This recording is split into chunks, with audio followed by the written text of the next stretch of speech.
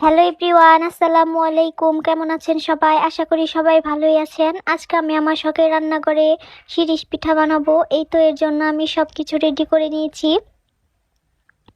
ছোটবেলায় দেখতাম যে ঘরে ঘরে ঈদের আগে এই পিঠাগুলি সবাই বানাতো, কিন্তু এখন তো তেমন একটা দেখাই যায় না।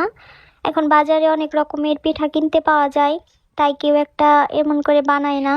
এই পিঠাগুলি বানানো খুবই পরিশ্রমের কাজ, অনেক সময় দিতে হয়।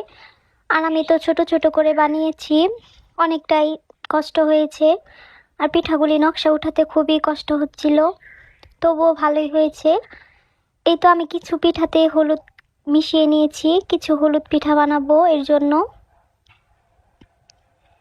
এই তো এভাবে আমি অনেকগুলি পিঠা বানিয়ে নিয়েছি। চুলায় কড়াই বসিয়ে খেত দিয়ে দিয়েছি, আমি এখন ভাপিয়ে নিব। তো আমি এভাবে পিঠাগুলি সব ভাপিয়ে নিব। আমার প্রথম পিঠাটা হয়ে গিয়েছে, নামিয়ে নিলাম। বাকিগুলো দিয়ে দিচ্ছি। দেখেন কি সুন্দর হয়েছে, পিঠাগুলি দেখতে খুবই সুন্দর লাগছে। আর ছোট ছোট জিনিস তো দেখতে খুবই ভালো লাগে।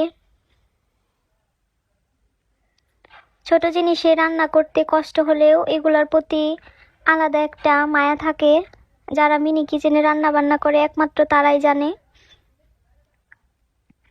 এই তো আমার পিঠাগুলি হয়ে গিয়েছে।